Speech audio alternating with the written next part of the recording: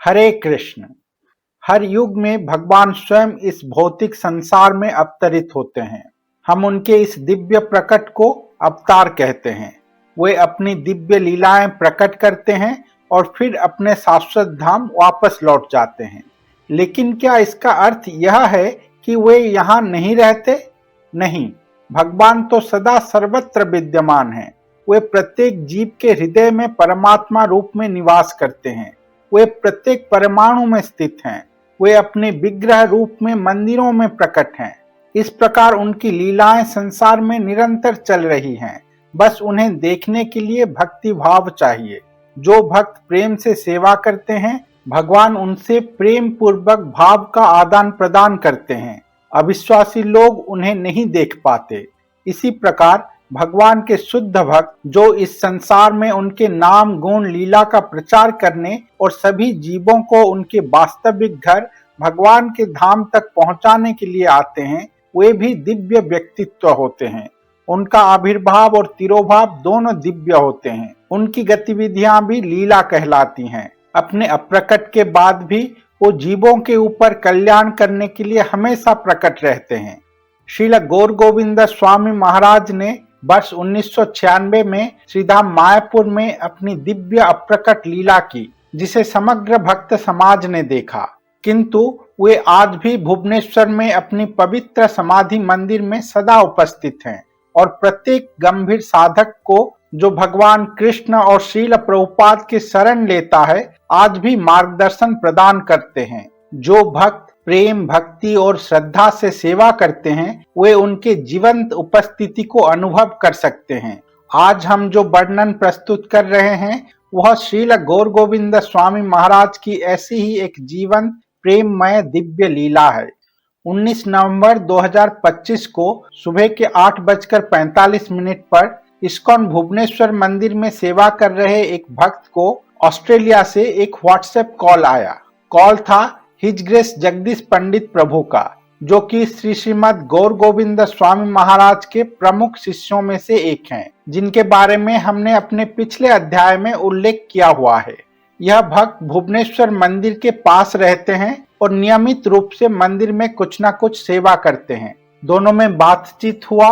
फिर भक्त ने पूछा, प्रभु जी, आप भुवनेश्वर कब आ रहे हैं? श्रीपाद जगदीश पंडित प्रभु ने उत्तर दिया, मैं अगले वर्ष रथ यात्रा में आने का योजना कर रहा हूँ और व्यास पूजा तक रुकूंगा।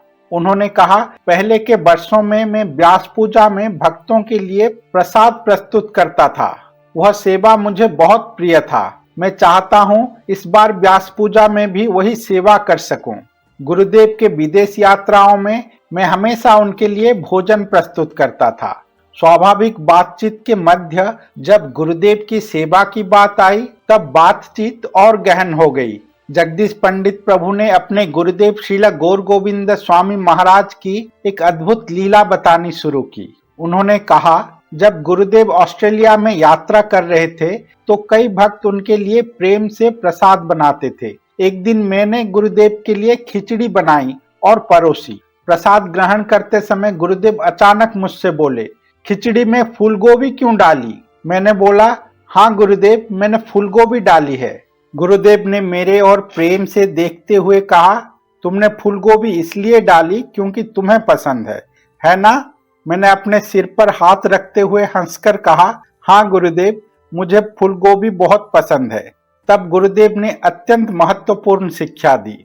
सेवा अपनी पसंद से नहीं होती। सेवा गुरु और कृष्ण की इच्छा के अनुसार होती है। अपनी पसंद से सेवा करना मनोधर्म है। वह गुरु कृष्ण की सेवा नहीं, वो अपने आप की सेवा है, अपने मन की सेवा है। फिर गुरुदेव ने कहा, अगर गुरु प्यासे हैं और तुमसे जल मांगते हैं तो तुम उनके लिए गर्म खीर लेके जाते हो, यह सोच के खीर तो जल से और अधिक मूल्यवान है, ये गुरुदेव को ज्यादा प्रसन्न करेगा। ये मनोधर्म है। ये तुम गुरुदेव की सेवा नहीं कर रहे, ये अपने आप की सेवा कर रहे हो। जब गुरुदेव जल मांगे तो उनको जल ही देना है, अपने मन की नहीं सुनना। मैंने तुरंत क्षमा मांगी और कहा, हाँ गुरुदेव, मैं मनोधर्मी हो गया था, मुझे क्षमा करें। तब गुरुदेव मुस्कुराते हुए मुझसे कहा, खिचड़ी में केवल आलू और कद्दू डालना है और कद्दू भी छीला हुआ नहीं होना चाहिए। मैं समझ गया मैंने गुरुदेव को प्रणाम करते हुए कहा, अब से मैं ऐसा ही खिचड़ी बनाऊंगा गुरुदेव। फिर गुरुदेव हंसते हुए बोले, आजकल तुम लोग जितना भी प्रयास कर लो, लेकिन तुम वैसा खिचड़ी नहीं बना सकते। खिचड़ी का वैसा स्वाद तुम कभी नहीं पा सकते जो खिचड़ी हम बचपन में बनाते थे। वहां पर सेवा कर रहे मेरे सभी गुरु भाई उत्सुकता से इकट्ठे हो गए। गुरुदेव अपने बचपन की कुछ यादें साझा करने वाले थे। भक्तों का उत्साह देखकर गुरुदेव ने कहा, जब मैं छोटा था तब हम अपने गांव से जगन्नाथपुरी जाते थे। जगन्नाथपुर से पुरुषोत्तम क्षेत्र का दूरी करीब 160 किलोमीटर है। उन दिनों ना बस की सुविधा थी ना कोई अन्य माध्यम की। हम लोग पैदल चलते हुए पुरी जाते थे। हमें 2-3 दिन लग जाता था। दिन भर कीर्तन करते हुए चलते, शाम को कोई एक जगह देखकर वहां सोते और फिर सुबह फिर से पुरुषोत्तम यात्रा के लिए चल पड़ते। दिन में एक खाली जगह देखकर हम लकड़ी से आग जलाकर मिट्टी के हांडी पर खिचड़ी पकाते। फिर उसे गोपाल को भोग लगाकर हम सभी यात्री एक साथ बैठकर उसको ग्रहण करते। वो जो खिचड़ी का स्वाद है वो अद्भुत होता था। फिर भी तुम अपनी सर्वोत्तम क्षमता से सेवा करो, केवल मनोधर्म मत करो। जैसा गुरु और कृष्ण को पसंद है वैसा ही करो। जब गुरु और कृष्ण हमारी सेवा ग्रहण कर लेते हैं तो वो दिव्य बन जाता है।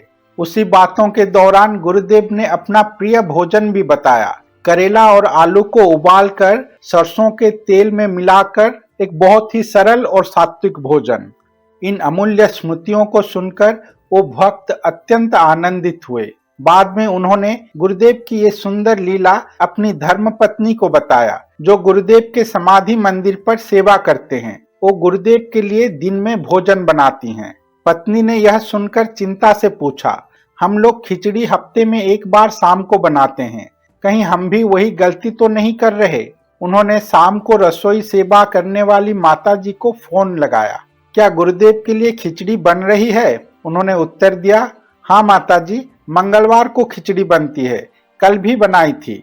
उन्होंने पूछा, फूल गोभी डालती हैं? माताजी बोले, हाँ, जब फूलगोभी का मौसम आता है तब खिचड़ी में फूलगोभी डाला जाता है। क्योंकि अब ठंडी का मौसम शुरू हो गई है और अच्छे फूलगोभी मिलने शुरू हो गए हैं, तो कल रसोई घर पर बहुत अच्छी फूलगोभी थी, इसीलिए मैंने फूलगोभी भी डाली थी। फिर उन्होंने गुरुदेव की ये पूरी शिक्षा सुनाई। माताजी सुनते ही अत्यंत आनंद और आश्चर्य हो गई।